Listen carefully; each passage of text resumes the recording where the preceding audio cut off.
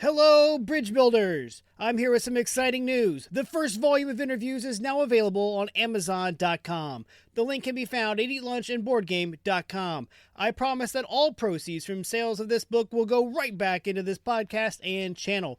Whether that is new and better audio equipment for the podcast, or video equipment for the YouTube channel, or even more games to review, the money will not be wasted. Click over to Amazon and get your copy of Eat Lunch and Board Game, the first course today. And thank you for supporting the show. My grandmother, who I affectionately called Mee-Maw, bought Michael Marra's 13 Dead and Dry for me back in 1993 when it first came out. I am not 100% sure why she did this, but I am so glad that she did. It is hard to believe that the game is 30 years old. That makes me even older. Anyway, 13 Dead and Drive got a lot of playing time when I was young. My little sister, my little brother, and I played a lot of Clue, and this gave us a new mystery to solve, a new toy to play with, and more fun to be had. 13 Dead and Drive feels like Clue and Mousetrap had a love child. In 13 Dead and Drive, rich Aunt Agatha has died with no related heirs. So, her 12 closest friends, one of which is her cat, have gathered to claim her considerably large fortune. You and your opponents control a hand of the characters vying to be rich. During the game, you're trying to knock off other characters to be the last one standing, or be the one featured above the fireplace when the detective arrives.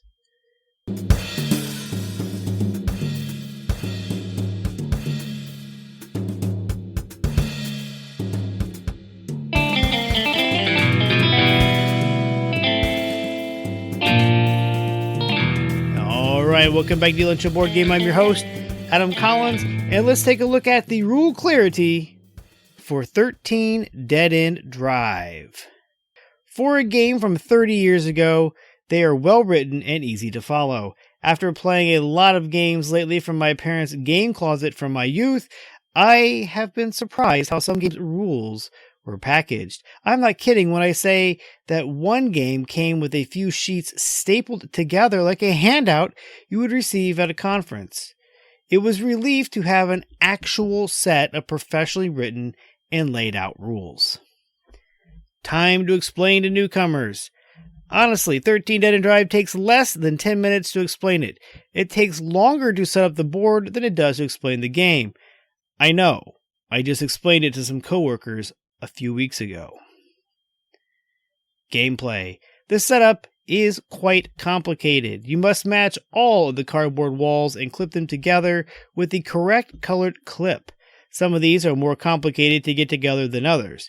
Then all the traps must be assembled and clipped to the board.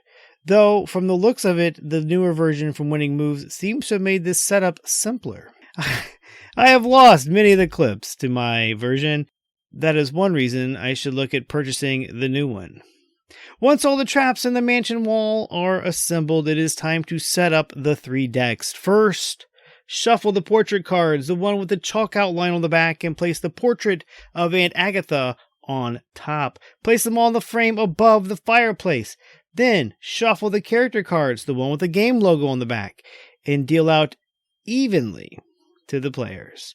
Lastly, shuffle the 29 trap cards and place them face down in the front lawn on the board. Then, before play can begin, all 12 character pawns are placed randomly around the dining room table in one of the red chairs, and the detective pawn is placed on the starts space of the sidewalk. Now the game is ready to begin. On a player's turn, the dice are rolled and 2 pawns are moved, 1 per die. The first 6 turns will be used to move every character off their starting chair.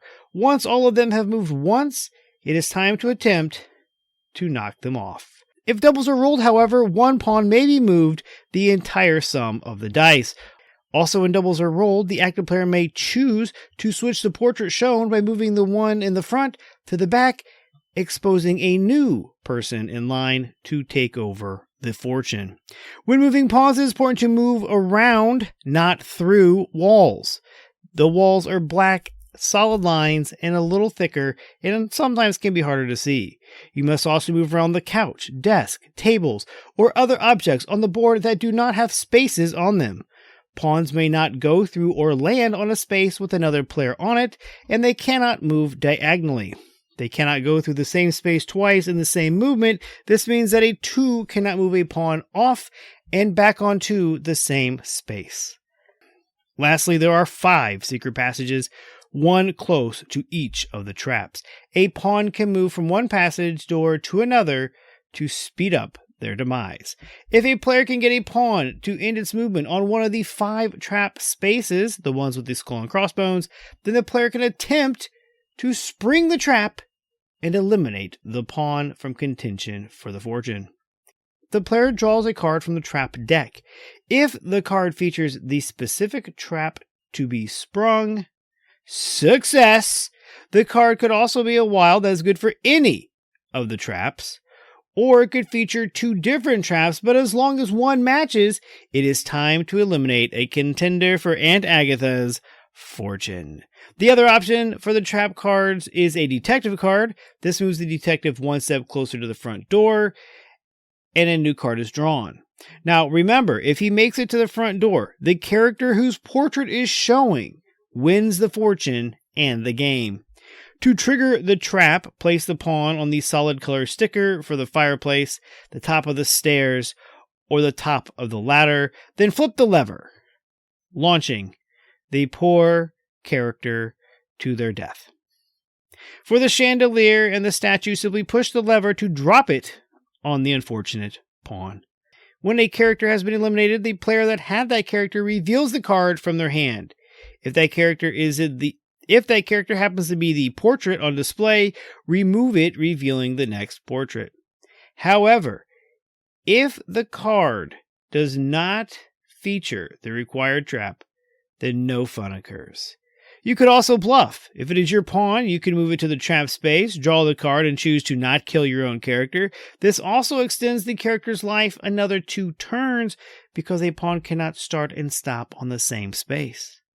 We already covered one way to win the game. The detective reaches the house. One of the other ways to win is simple. Outwit your opponents and get your character out the front door when the matching portrait is showing on the frame.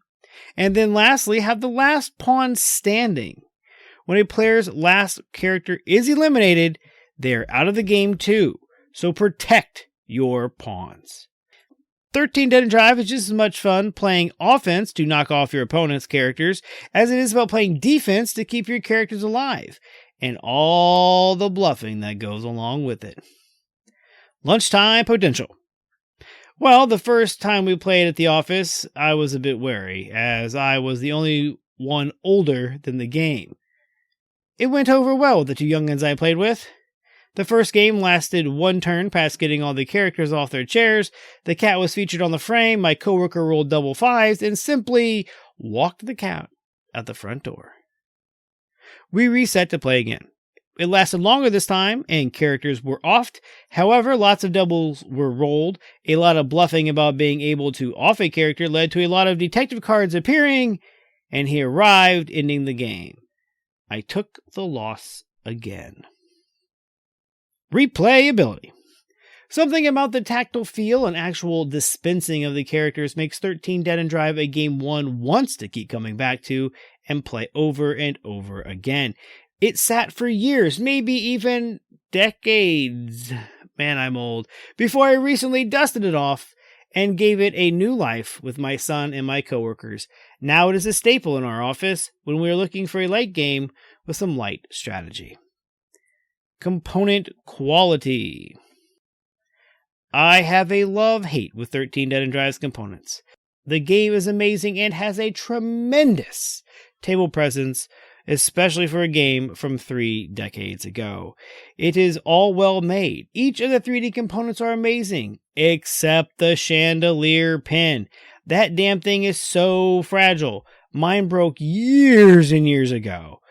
I have taped all kinds of things to it, trying to fix it. Then the rubber band that controls the dropping of it snapped too. I tried to fix my chandelier by buying an incomplete copy from eBay. In the pictures, the chandelier was in mint condition. When it arrived, the pin was bent and close to breaking.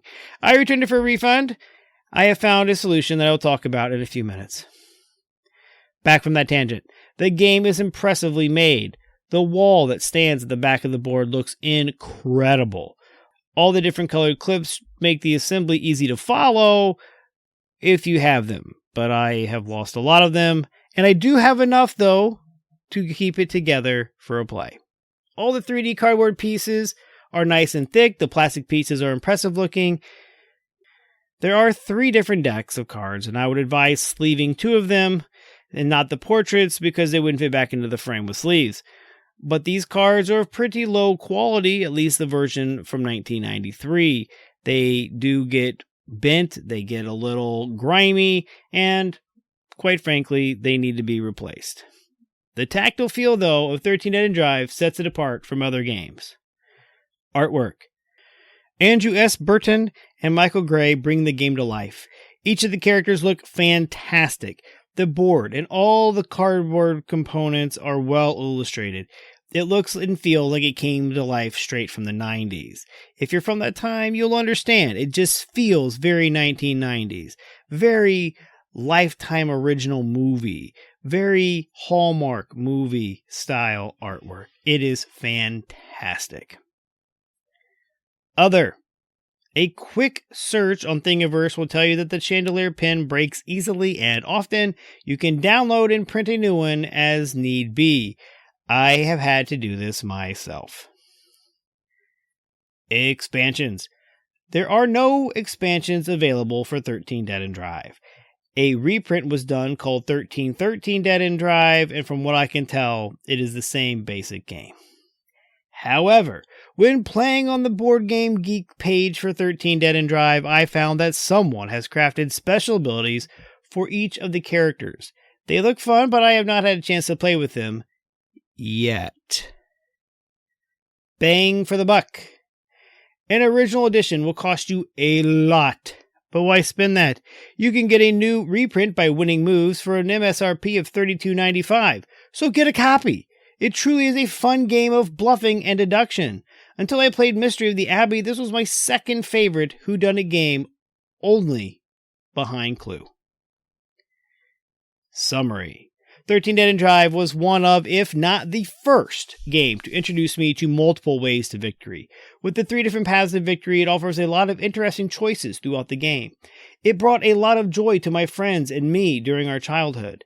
It was one game that I have a lot of fond memories playing. My copy is a little worn down and I might have to invest in a new copy. Or maybe I'll just steal my sister's because I don't think she uses it.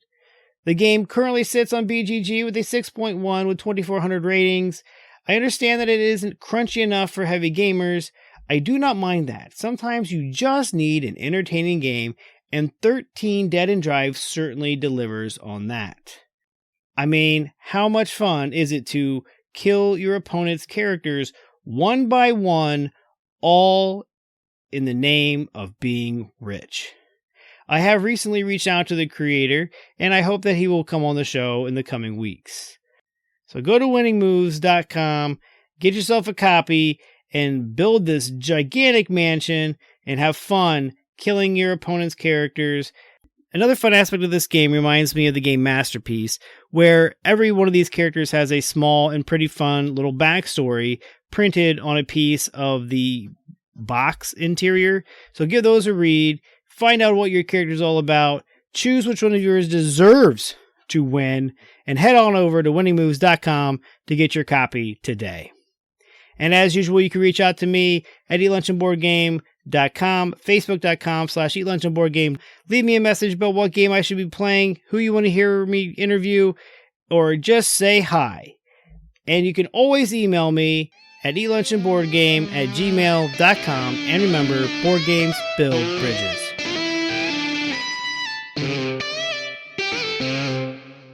When you're gaming, why not be comfy? Go over to supportplayer.org. Click on the cards, pieces, and dice to get some merch. These t-shirts are some of the most comfortable I have ever worn.